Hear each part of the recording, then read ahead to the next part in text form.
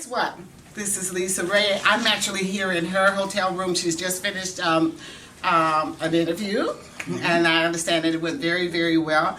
Now here's the real interview right here. Here it is. Get into here it. it is. Okay. It's nothing like Chicago together. We're both Chicago girls. So, Yes. and well, she's from the tough side. No, you're from the south side. I'm from the south side. I'm from the south side too. What's up? What's up? Right, okay. We don't play. And They know how to too. dance, right? And the love. Chicago Bob. Y'all don't know about that. They don't know about that. Hi, baby. How are you?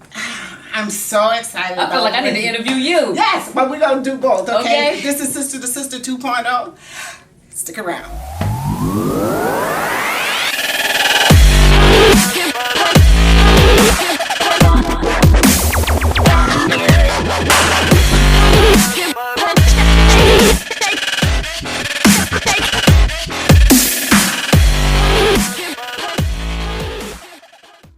Because in the beginning of my career, I was in the pick me and see me business, you know, and I used what I got to get what I want. And I knew this right here was my cover, and I used it. And so much so till I had an identity crisis, because when I finished doing Players Club, I thought I had to have the long hair and the makeup and be on to be noticed, you know, so people go, oh, that's Lisa Ray, you know. It wasn't until after I started getting other parts that I was like, no, I don't have to You don't do have this. to, yes. And I have more to me, because I was limited, because when I first came here, I was just like, I just want to be famous. I just want to be on the big screen or the small screen. I just want to do something, you know. And so I used the whole sex simple thing. The interesting thing about Lisa Ray is she's always been kind, she's always been giving, and she's had this beauty, but she's never worn it. I mean, you know what I mean? And the people look at it and want to use it, but you've never worn it because you don't see that. And I've learned through the years that that's one of my best qualities, because that's what make people walk away from me and say, she cool, she is down to earth, I like you. Because really, if someone don't like me, I really have to say, well, you've never met me then. You've never given me a chance, because I'm a good girl, I'm a good friend, like I am. Have you ever cheated on a guy? Because he was cheating on. So do you think that? You know what I'm saying? Being honest. So do you think that was karma? That Michael was okay? Because you believed in him. You really thought that he really was the guy. Yeah, he really loved me, and he really did. But if I could have given him what he felt like I should have given him, which was the love he built up and said, hey, I have all this love for you, why aren't you giving it to me? I did not love him like that. Because he said that we're going to date in our marriage, because he didn't want to lose the opportunity. And so when I saw everything and saw what we can accomplish together, I got the big picture too. I was like, absolutely. Because he reminded me of my father. He was a strong businessman, and he could take care of me. So for me, it was like, that takes precedence over everything else. It was like, you know what, we're going to be great together. Let's do it. You know how I do. Yeah. Okay, so it was her secret. I'm like, but you know, you should have known some things, because we have another friend that was dealing with him before with this started. Who?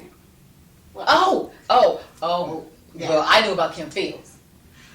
You know about what? her. No, I didn't know about her. See, I knew about her. So what was clear to me is that he was looking for someone to help him run that country. That was clear to me. And that was real. And I could do that, and I did that. So you're talking about Dwayne and Michael. Now I know you were close to Dwayne, because you worked together, you know, with the, shooting and stuff. So what? Just the mention of his name makes me. Why would he do that? Do you think? Why? He's an opportunist. Because he wanted to get closer to Michael, because of what Michael could bring to him as the prime minister. Absolutely, and all of that. Okay. Yes. So, and Michael, but he didn't have. He befriended him, you know, which was fine with me, because I invited Dwayne and Tisha in because they were a married couple. And when I made the commitment, I said, I need to learn how to be this wife, this first lady. I need to start being around married couples so I can see what that is and have people come and go in my life, you know what I mean? And we would go on vacation and all of that. I never thought that Dwayne would take the position of going along with the shenanigans with my husband. No, you can't make my ex do anything. You know what I mean? That's not what I'm saying.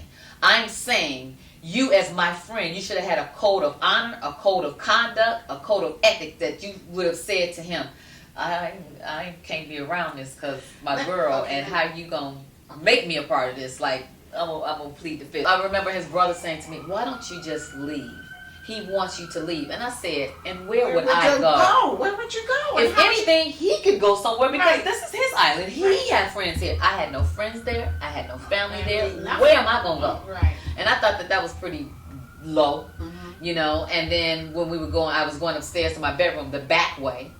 I don't know if they didn't want me to go up there or if something was up there they didn't want me to see. I don't know. But they proceeded to hold me back. And it was like, don't do that. You're right. Yeah. Don't do that because everything about the first lady is going to drop. And then that south side's going to come out. Right. And that's what happened because once she's trying to hold me on the banister and I'm saying, and she older. I wanted to be respectful. Right. I was like, lady, don't put your hands on. Where do you see our world going with our children, our young girls? Can you elaborate on that? It's really sad for me. I'm so sad. in pain with what I see out there. Because there's a certain amount of realness that's taking over, but that realness is TMI. It's too much information. It's the reality shows that we have on TV now that's depicting too much for our young people to even fathom right now because they're too young and their mind is underdeveloped for them to decide, oh, I want to be like this. So if you're constantly showing this to them in their face and saying this is the norm, then that's what becomes the norm. So now we all like, I want to show you my pregnancy test. I want to get an abortion on camera. I want to throw glass across the table to my girlfriend. I want to sleep with my girlfriend's husband. It's almost like, oh my God, what do you mean? Where's the loyalty? Where's the love? So I do know that it takes a certain amount of realness now to get to these kids because they're not listening to anything else. So now we have to rely on the younger generation, the Instagram girls that want to be Insta famous because now they're influential. You know, they're the ones that have the ear. You know, but they have to go through the test of time before they realize, wait a minute, what am I doing? I have a platform to use because you wild out first. I'm in love with us because I was in Europe 9 years and I was devoid of black people, and I said, damn, we are the coolest thing on earth. We're smart, we're strong, we're energetic, we're creative. They're not seeing enough of our men that are real men because now the real men aren't looked at as cool anymore. It's the ones that, and I don't want to just point the finger at anybody because they're their own man in their own right. But you got to have God in your life. You got to have an accountability person that has standards, you know what I mean, to allow you to rise up to that. Because if we keep allowing them to get away with stuff and not rise to the occasion, then they're going to keep doing it. They're going to keep calling us bitches and we're going to be okay with it in the music and, saying she a bad bitch. It's almost like, I get that, but not really, I don't like that, kind of thing, It's okay to say I don't like that, right? Yeah, but, and we won't be cool if we don't say that because now he got the money or he has the power or whatever, But the strong men can't do it by themselves because it's only a handful of them. It's like we can petition, we can sign whatever, we can rally, we can do all of that, but then what happens after that? What are we really doing after that? I don't know what the next step is, especially having the president that we have in office.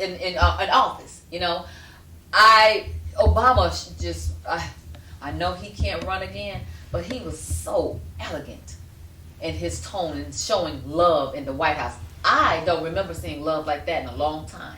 I thought Bush's wife was his mother when I first saw him. I did, I couldn't imagine them together.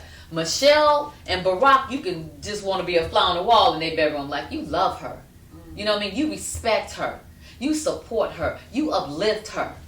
And with that, that's the value in which we lose because nobody's wanting to be the leader and wanting to be the king. So now the queens are having to be the king because they're not there. Right. So to answer your question, what can we do? I have no idea. It's like babies need to stop having babies. If you don't want to have a baby, don't have it. Because why bring something in the world that you're not ready for? I always look at, wait a minute, Jesus is my dude. They didn't do him right. And when I look at all the stuff that he did, I said, girl, look at these niggas. You know what I'm saying? And then I also feel like I got a second chance now because I'm really doing what I want to do this time around. I'm not doing anything I don't want to do. I'm not working with nobody I don't want to work with. I'm not accepting jobs for any reason other than me wanting to do it. I feel in control. Right. And it's not cocky. No. It's not any of that. It is just that I know where I want to go. I know what I want to do.